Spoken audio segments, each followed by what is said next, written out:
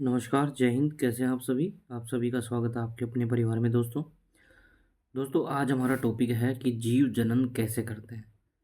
दोस्तों प्रत्येक जो प्राणी है या जीव है, वो अपना-अपना अलग-अलग तरीका अपनाते हैं जनन करने में। उसी से उनके एक दूसरे जीव की उत्पत्ति होती है और उनका वंश आगे चल पाता है। ठीक है दोस्तों, हर जो जीव है उसको पोषण, श्वसन, उत्सर्जन, ये सारी प्रक्रियाओं की आवश्यकता होती है। ठीक है। और हर जो प्राणी है वो जीव जनन करते हैं।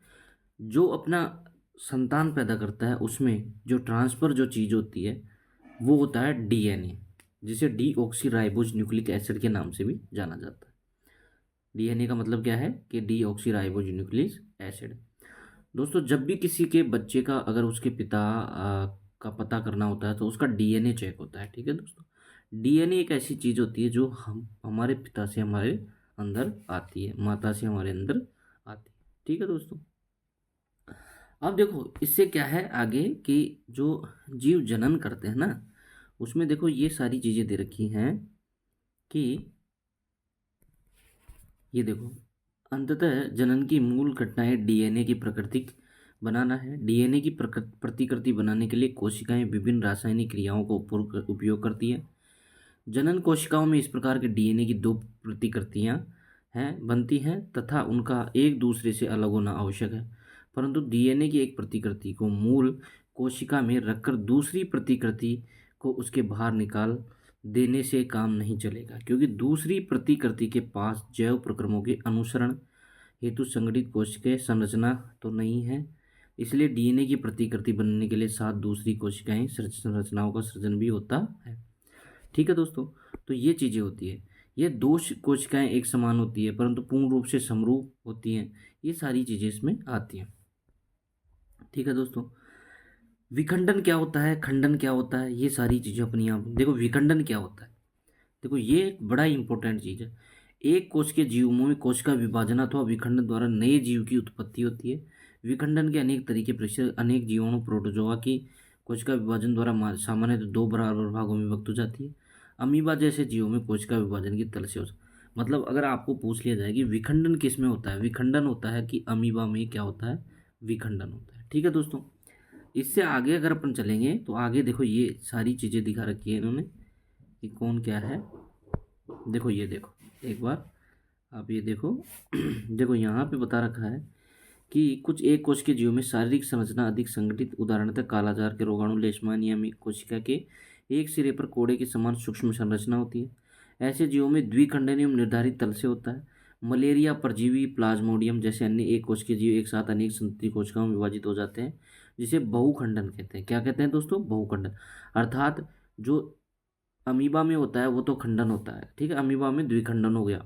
ठीक है, और लेशमानिया में भी द्विखंडन, लेकिन यहाँ क्या बता रहा है कि जिसे बहुखंड। और दूसरे यीस्ट कोशिकाओं में मुकुलन एवं उसकी कोशिकाओं अलग हो जाती है तथा स्वतंत्र रूप से वृद्धि करती है, जैसे कि हमने पढ़ा है।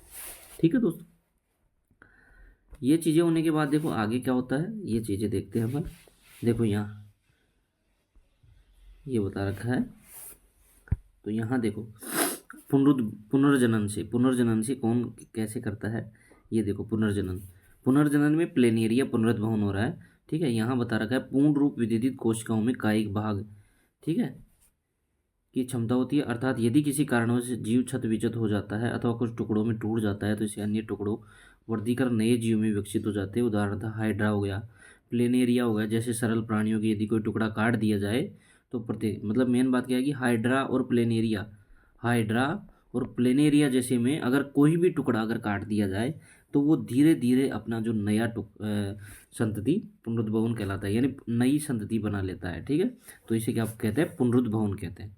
ठीक है, इसके बाद आता है मुकुलन। मुकुलन क्या होता है? मुकुलन देखो हाइड्रा में होता है मुकुलन। हाइड्रा जैसे कुछ प्रणाली पुनर्जनन की क्षमता वाली कुछ उपयोग करके मुकुलन करते हैं तथा हाइड्रा में कोशिकाओं के नियमित विभाजन के कारण एक दूसरे के उभार विकसित हो।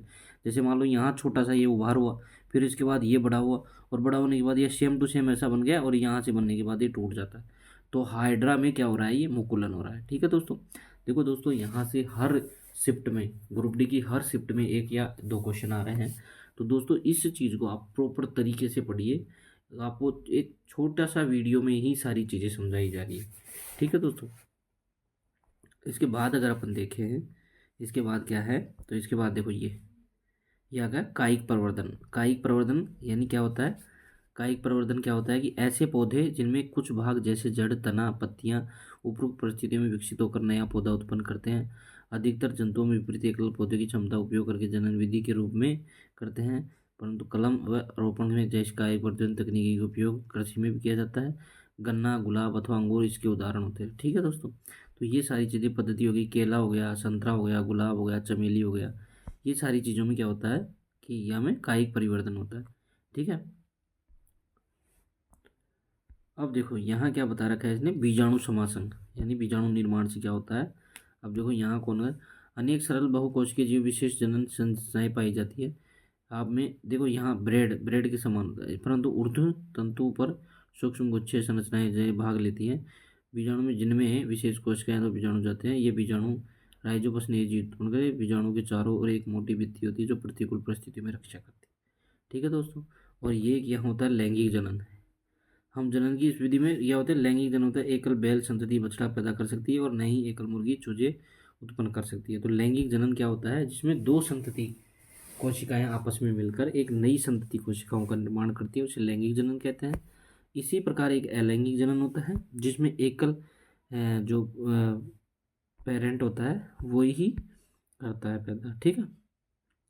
पुष्पों में क्या होता है, देखो पुष्पों में ये चीज़ें होती है। देखो यहाँ अगर आप देखोगे ना, तो यहाँ आपको देखो ये वर्तिकाग्र होता है, ये वर्तिका होती है, और स्त्री, ये स्त्री केसर के पार्ट है दोस्तों। देखो अंडाशय, वर्तिका और वर्तिकाग्र, और पुंकेसर के पार्ट है परागकोश और तंतु। ठीक है दोस्तों। तो ये दल पंखुड़ी हो गई, अब ये बाह्य दल हो गया, ये अंडाशय हो गया यहाँ पे। ठीक है। तो पुष्प के अनुदैर्घ्य काट होता है, ये इसमें सारी चीज़ें उभयलिंगी पुष्प कहते हैं।